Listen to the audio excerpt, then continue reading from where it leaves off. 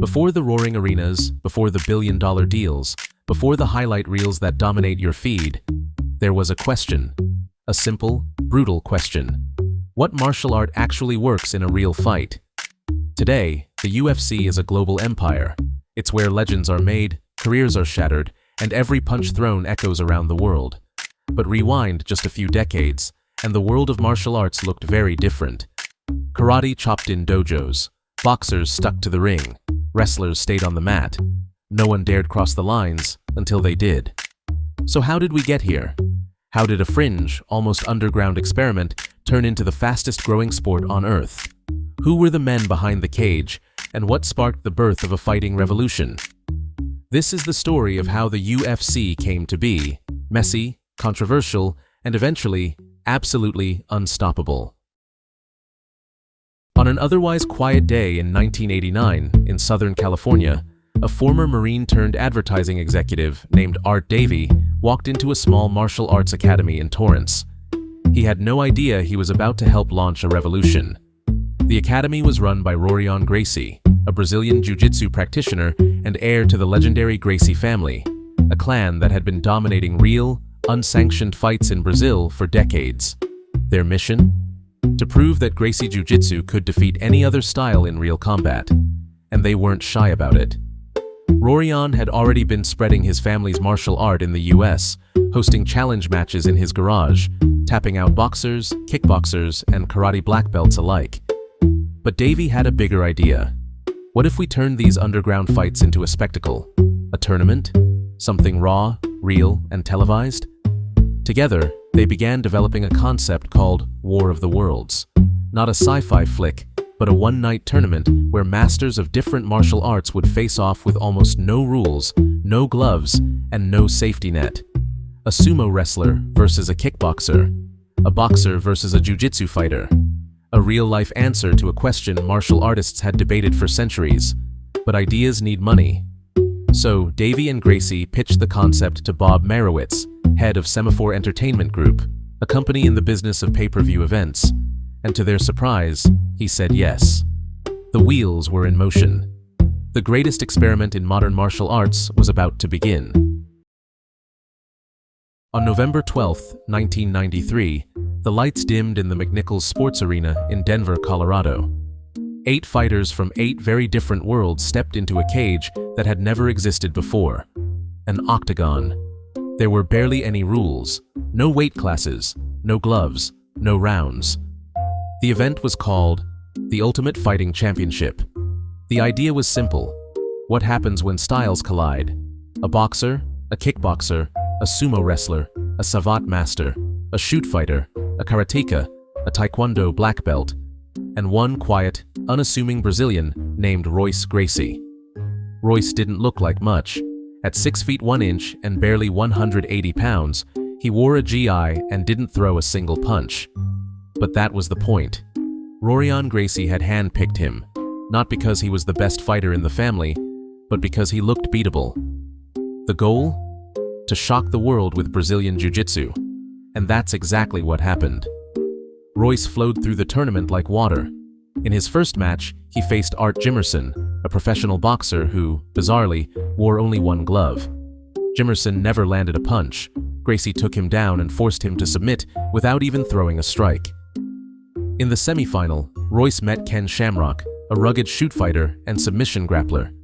Many thought Shamrock would pose a serious threat, but Gracie quickly took his back and locked in a rear naked choke.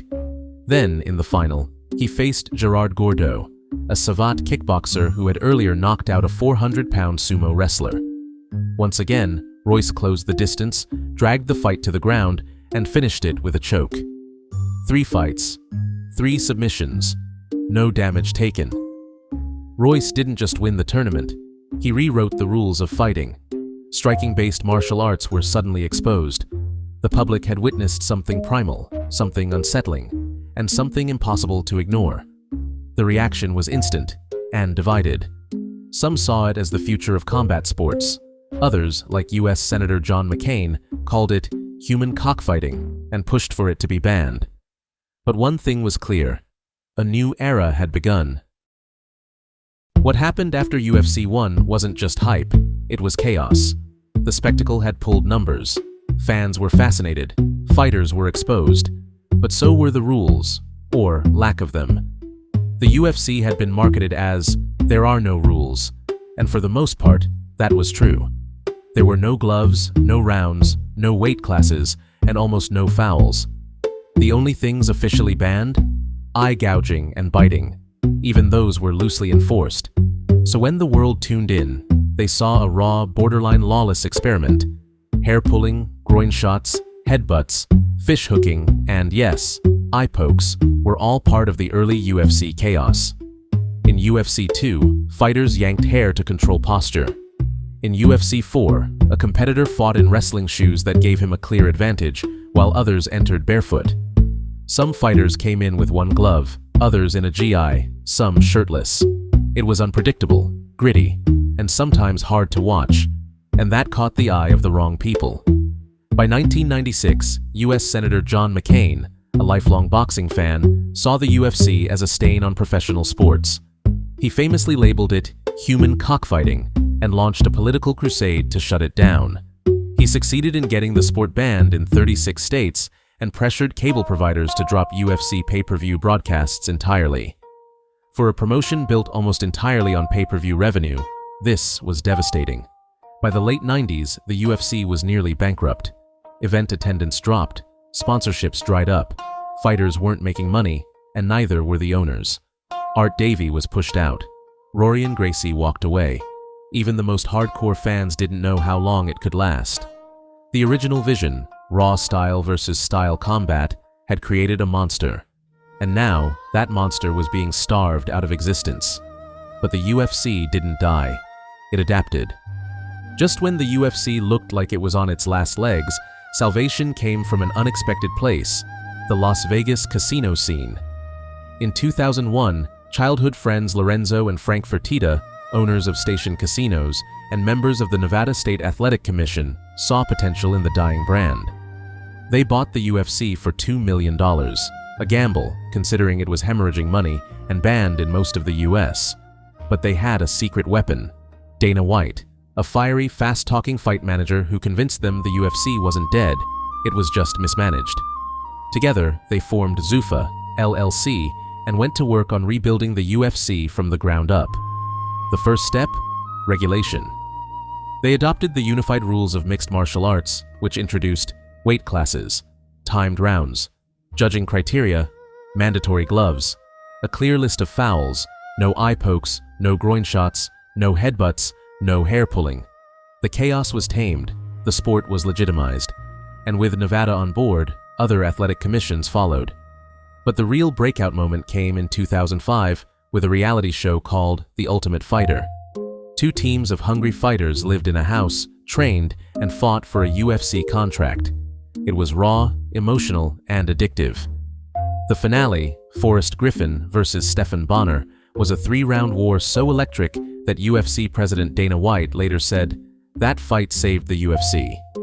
From there, the rise was meteoric. The UFC signed top talent from around the world, absorbed rival promotions like Pride, WEC, and Strikeforce, and brought in a new era of complete fighters, no longer specialists, but athletes trained in every range of combat: striking, wrestling, and jiu-jitsu. By the 2010s, the UFC had become the undisputed king of MMA. It was selling out arenas, airing on ESPN, and worth billions.